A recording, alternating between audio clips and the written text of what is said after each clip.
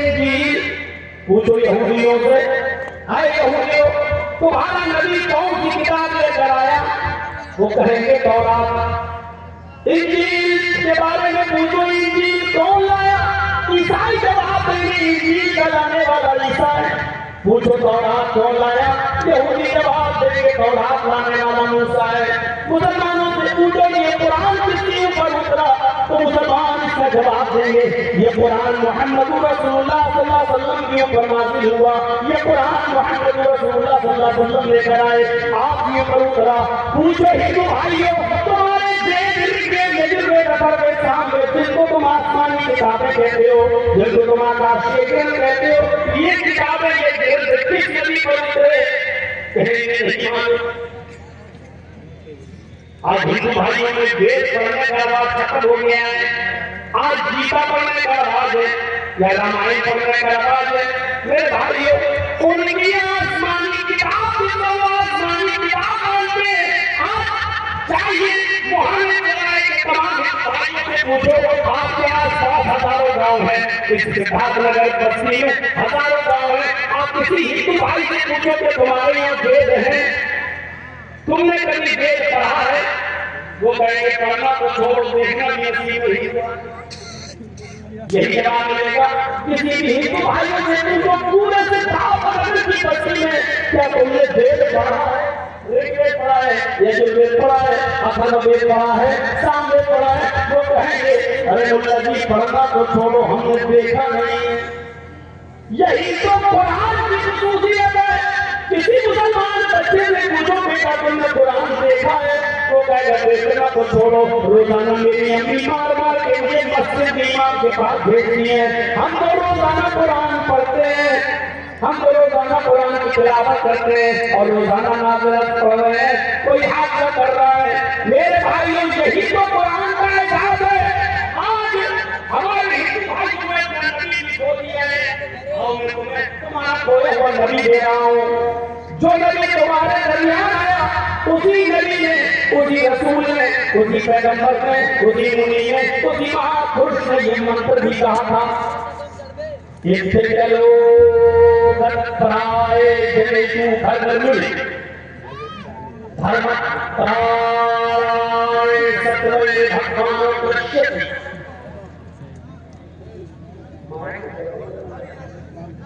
तुम माइक कर रहा है।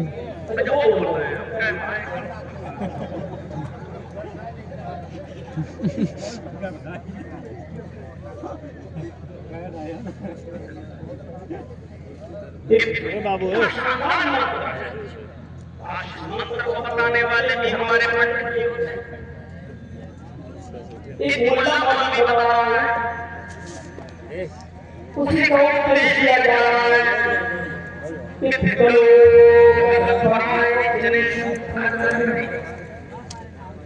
कलियुग की कुछ गुजर जाने के बाद कलियुग, ये तो सभी जानते हैं, हिंदू भाइयों में 4 युग माने जाते हैं, सतयुग, त्रेता युग, द्वापर युग और कलियुग। सतयुग जिसमें सब अच्छे अच्छे थे, कोई बुरा नहीं, उसको बोलते हैं सतयुग। त्रेता युग बुराइयों ने कुछ जन्म ले लिया था, फिर भी नेकियां हावी थी, अच्छाइयां हावी थी, नेकियां हावी थी, बुराइयां कम। उस जमाने को क्या कहते हैं? त्रेता। और द्वापर बुराइयां ज्यादा हो जाए और नेकियां कम, जिसमें बुरे लोग ज्यादा हो, उसको कौन सा युग कहा जाता है? द्वापर। हिंदू धर्म के मुताबिक त्रेता सतयुग खत्म हो गया, अब कोई सच्चा नहीं, त्रेता भी चला गया, द्वापर भी चला गया, अब निकल रहा है कौन सा? कलियुग। और कलियुग का मतलब होता है जिसमें अच्छे हो ही नहीं, सब बुरे ही हो। जैसे सतयुग में सब अच्छे और कलियुग में सब बुरे। त्रेता में अच्छे ज्यादा और बुरे कम, द्वापर में बुरे ज्यादा और अच्छे कम। सतयुग खत्म हो गया, त्रेता खत्म हो गया, द्वापर खत्म हो गया, ये कौन सा युग चल रहा है? कलियुग। और क्या कहा गया इस मंत्र में? श्रीमद् भागवत महापुराण स्कंद 12 अध्याय 2 और मंत्र नंबर 18 ये मैंने दिया। और अल्हम्दुलिल्लाह अल्लाह का शुक्र है कि कोई भी हमारे दुश्मनों ने हमारे ऊपर गलत इल्जाम तो लगाए, लेकिन कोई भी आदमी हमें रामायण, गीता, बाइबल और हिंदू धर्म की इन किताबों के हवाले के सिलसिले में कोई केस हमें गलत साबित नहीं कर पाया आज तक कोर्ट में और अदालत में। उल्टा उसका हमारे ऊपर कोई मुकदमा दर्ज है कुछ नहीं है, क्योंकि हिंदू भाई भी चाहते हैं कि हमें कोई सही बात बताने वाला हो और मुसलमान भी चाहते हैं कि हमें सही रास्ता दिखाने वाला कोई हो। और अच्छे लोगों की तो हर जमाने में हुई है। अगर हमारे हिंदू भाइयों को ये पता चल जाए कि हमारे धर्म के बारे में जानकारी रखता है, अच्छी जानकारी, तो आपकी बहुत इज्जत करेंगे, आपका बहुत सम्मान करेंगे, आपको वो अपनी कुर्सी छोड़कर आपको अपनी कुर्सी पर बिठाएंगे, क्योंकि ये मिलती हर जमाने में हुई है। तो कलियुग के कुछ गुजर जाने के बाद जब सारी जनता गधों जानवरों की तरह हो जाएगी, जब सारी आवाम और सारी जनता जब जानवरों की गधों की तरह हो जाएगी,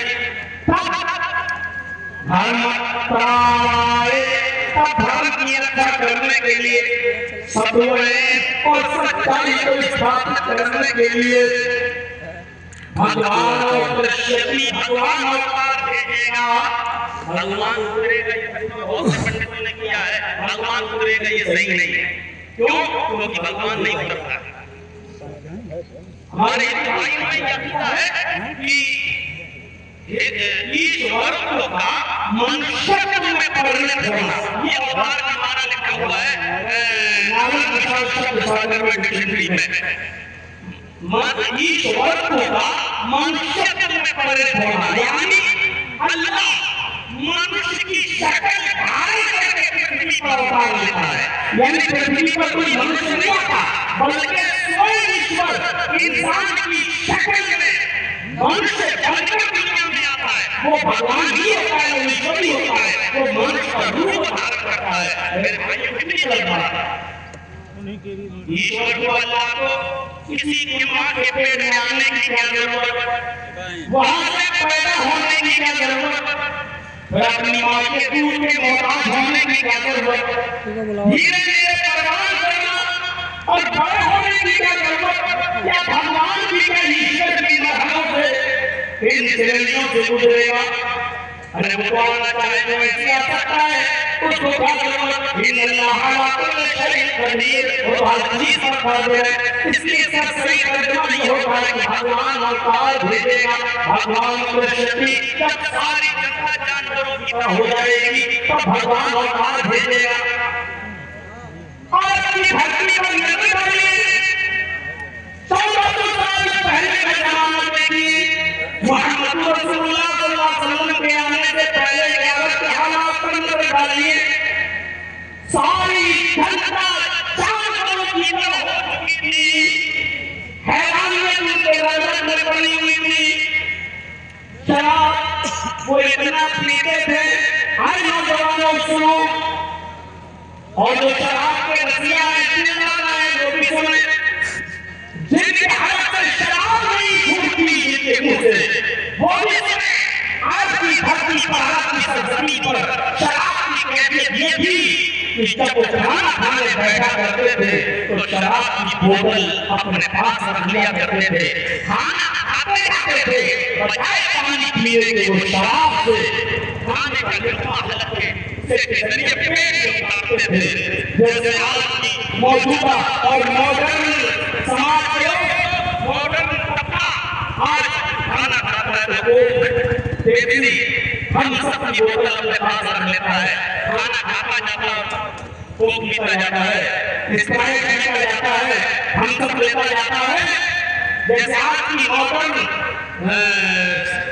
पश्चिमी सभ्यता से और वेस्टर्न कल्चर से लोग जिस तरह आज पानी के बजाय कोक या थम्स अप या स्प्राइट कोल्ड ड्रिंक दस्तरखान पर रख लेते हैं, ऐसे अब के लोग खाना खाने बैठते थे तो शराब की बोतल अपने दस्तरखान पर रखते थे।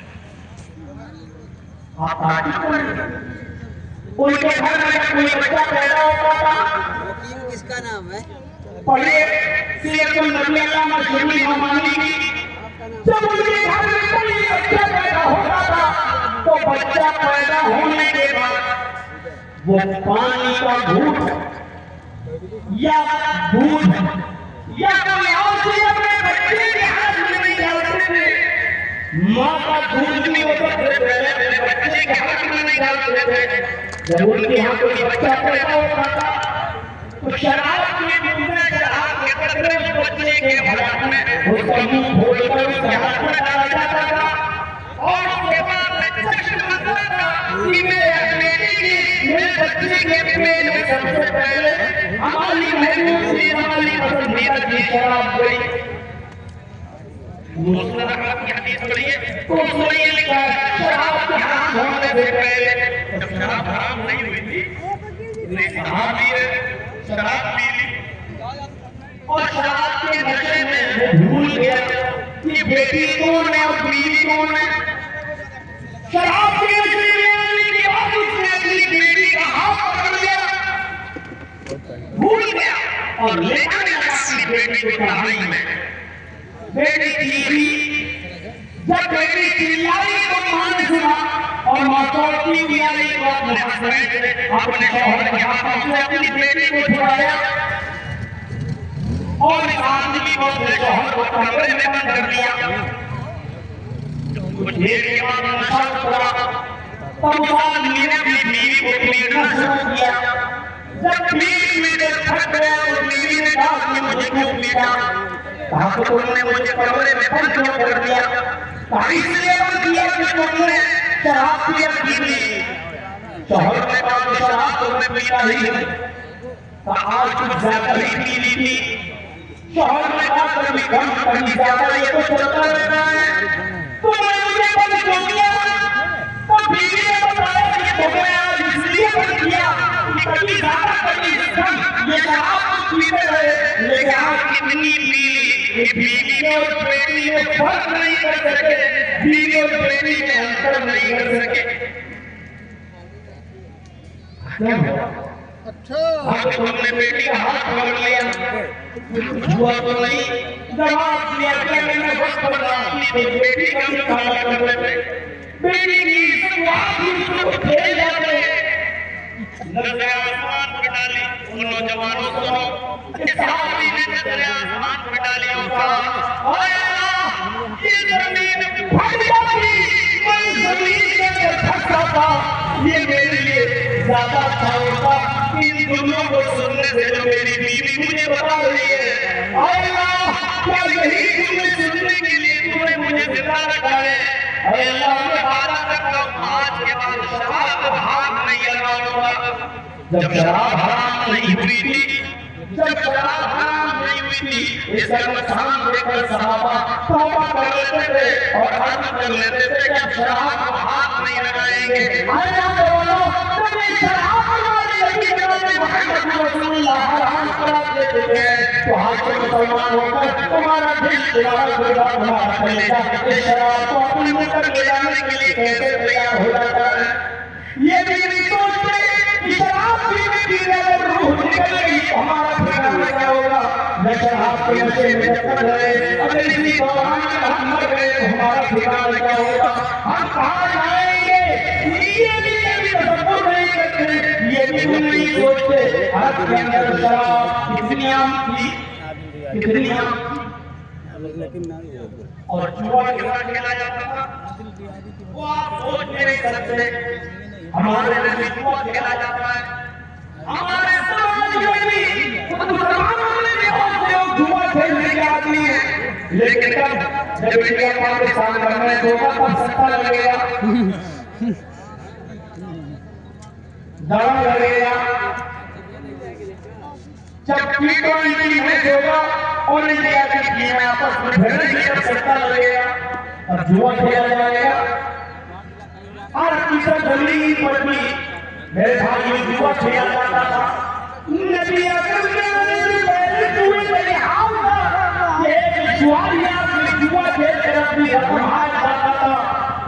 वो कहता था लोगों पत्नी में मेरे पास मकान है, फिर वो अपना मकान जुए में लगा दिया करता था, और जब मकान की जुए में हार जाता था तो कहता था लोगों की हारा नहीं। और ये इब्नुल कय्यिम की दादू माँ वो कहता था लोगों की हारा नहीं है, मेरे पास मेरी बीवी भी है, वो जुए में अपनी जवान बीवी को जुए में अपनी बीवी को भी लगा दिया करता था, और जब बीवी भी जुए में हार जाता था तो उनको दौलत भी हार गए, मकान भी हार गए, बीवी भी हार गए, मैं भी हारा नहीं हूँ, मेरे पास 16 साल की 18 साल की जवान बेटी भी है, वो अपनी 16, 17 और 18 साल की जवान बेटी को भी जुए में लगा दिया करता था। और जब वो भी हार गया तब कहता था अब मैं हार, ये जुए का हाल था। अब इसको मखदूम पढ़िए, सभी बहनों का मुबारक हुई रहमतुल्लाह अलैहि। जिहालत कितनी ज्यादा होती है, हैरान की जिंदगी कि औरतें खाना काबा का बढ़ाना और नंगी होकर तवाफ किया करती थी, औरतें खाना काबा का बढ़ाना होकर नंगी होकर तवाफ किया करती थी, और उनके जिस्म पर कपड़े पड़े ताज भी हुआ करता था। मर्द को कपड़ा पहनकर तवाफ करते थे, लेकिन औरतों को कपड़ा पहनकर तवाफ करने की इजाजत नहीं थी। और करती थी, यहाँ के अंदर हैवानियत का आलम ये था। और शादियां कैसे होती थी आप ताज्जुब करेंगे, एक लड़का किसी लड़की को निकाह करके लाया, उसको अपने घर में आया, लेकिन उसके रूम में उसके कमरे में नहीं जाता था, उसके साथ उसको विवाह नहीं मनाता था, उसके साथ वो सोना जो एक शौहर होता बीवी के साथ वो नहीं होता था। वो अपनी बीवी को निकाह करके लाया, लेकिन अपने दोस्त के हवाले कर देता था और कहता था कि मेरी बीवी को तुम ले जाओ और अपने पास रखो, इसके साथ रहो, खेलो कूदो, और जब मेरी बीवी प्रेग्नेंट हो जाए, जब ये हामला हो जाए तो मुझे दे देना। जब वो लड़की उसके दोस्त दूसरे लड़के से प्रेग्नेंट हो जाया करती थी, हामला हो जाया करती थी, तब ये जाता था और अपनी बीवी को ले लेता था। और ऐसा इसलिए करता था, ऐसा इसलिए होता था का वास्ता ये थी कि ऐसे बच्चे नेक और शरीफ पैदा होते हैं। जैसे हमारे समाज में बहुत से लोग नंगे घूमते हैं और औरतें उनके ऊपर दूध डालती हैं, और वो दूध जब उनकी शर्मगाह से बहता हुआ आता है तो उसी को गर्भवती प्रेग्नेंट औरतों को पिलाती है। और अकेला ये होता है कि बच्चा जो पेट में वो शरीर पैदा होता है, अब शर्मगाह की तरफ से बहता हुआ प्रेग्नेंट औरत पिएगी तो बच्चा कितना शरीर होगा और कितना हरामी हो बाद में पता चलेगा जब पैदा होगा। लेकिन सब कुछ लीजिए, अब इससे ज्यादा अगर कहूँगा तो कदम उठ जाएगा। मेरे भाइयों, हमको भी थोड़ा सा बचाव करने दीजिए, सुनते चलिए। यहाँ की जिंदगी यहाँ पे ये जब प्रेग्नेंट हो जाया करती थी तब उसको बुला लिया करता था। ये बुखारी किताबों निकाह में हमारे चाहे लिखा हुआ है, आगे और वाक्य लिखा हुआ बुखारी में। ऐसे ही एक औरत के पास 3 से ज्यादा और 10 से कम लोग जाते थे, 3 से ज्यादा और 10 से कम किसी भी लड़की के पास जा रहे हैं। 3 भी जा सकते थे, 4 भी, 5 भी, एक करके 3 भी हो सकते थे पूरे साल, 4 भी हो सकते थे, 5 भी, 6, 7, 8, 9, 10 से ज्यादा नहीं, और 10 से ज्यादा किसी को आने भी नहीं देती थी अपने पास। पूरे साल तकलीफ 4, 5, 6, 7, 8, 9, 10 लोग उसके पास आते रहते थे, मिलते रहते थे, उसके साथ मुझे भूखनी रहती थी, उसके साथ मुझे होता रहता था।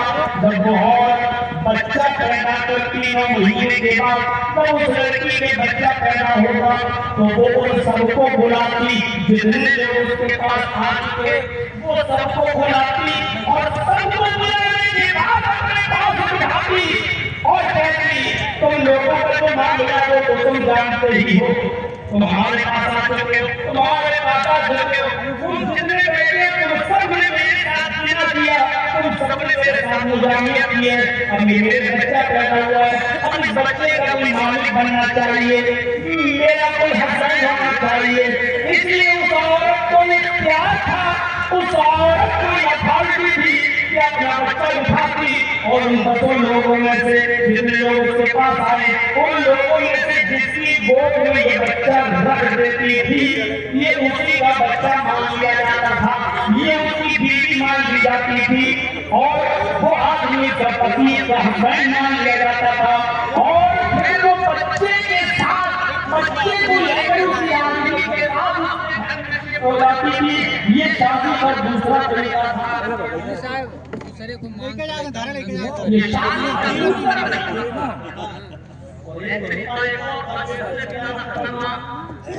और वो तरीका ये था कि अंदर शादी का कुछ औरतें अपने घरों में हरी झंडियां लगा ग्रीन फ्लैग का मतलब होता था, हरी झंडी का मतलब होता था मेरे पास चाहे आ जाए, पूरे साल के पास जाता रहता था।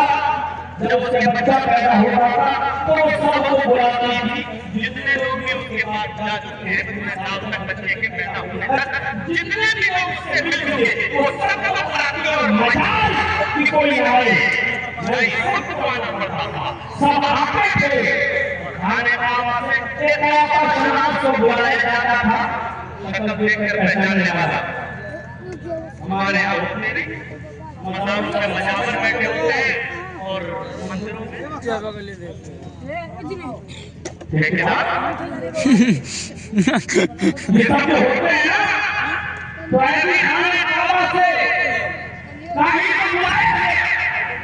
बुलाया जाता था और उनकी गोद में बच्चा दे दिया जाता था।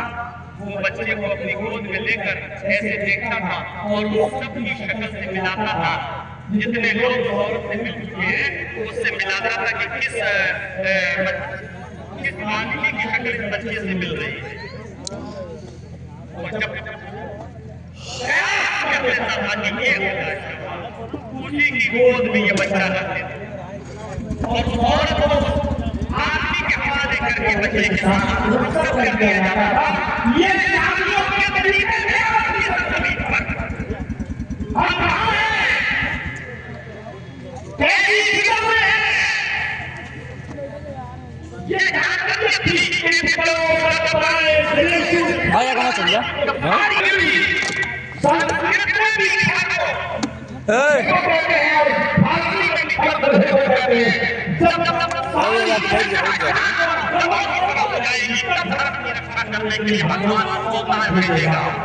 भाइयों शराब के हाथ बता दिए, जुए के हाथ बता दिए और हमारे बाबा का जिसका तबाह करके बता चुका हूँ। ये हाथ शादी के तरीके की शादी होती थी बता चुका हूँ। लड़कियों का हाल ये लड़की जब वो अपनी माँ के पेट से बाहर आती पैदा होती तो माँ डरती रहती है अल्लाह कहीं लड़की न पैदा हो जाए। अगर लड़की पैदा हुई तो इसको इसका बाप समाज के लोगों से मजबूर होकर किसी कब्र में डाल देगा, किसी कब्र में दफन कर देगा। मेरे भाइयों औरत जब बाद में पैदा करती थी उस औरत के बच्चा पैदा करने से पहले जंगल में गड़ा हो दिया जाता था। अगर लड़की पैदा हुई तो उसको उठाकर गड्ढे में डाल दिया जाएगा, घर में दफन कर दिया जाएगा और लड़का पैदा हुआ तो कोई बात नहीं। एक कि 4 साल अपनी बच्ची को पाला होगा और 4 साल तक पालने पोसने के बाद जब कौम और समाज चाहा तो मजबूर हो गया तो कहने लगा मेरी बीवी मैं अपनी बच्ची को नहीं पाल सकता, मैंने 5 को सौदा कर दिया लेकिन बाहर निकलता हूँ तो ताने सुनता हूँ, कहीं बैठता हूँ तो ताने सुनता हूँ। ये समाज के लोग मुझे अपने बाप अरे बड़ी बात बड़ी होगी तो हम उससे शादी करेंगे, ये हमारा ससुर बन जाएगा, मैं उसका दामाद बनूंगा। अरे इस जीवन की भला भला के साथ प्यार दिलाएंगे, ये भला को अपना दामाद बनाएगा। इस तरीके के ताने मार मार कर मुझे रुस्वा करते, मुझे जलील करते, मेरी बीवी मेरी बच्ची को नहला दो, धुला दो, कपड़े पहना दो, मैं मेले के बहाने ले जाऊंगा और आज दफन कर दूंगा। बीवी ने कहा दफन नहीं करना था तो पैदा होता ही कर देते, क्यों कर रहे हो? जब आपको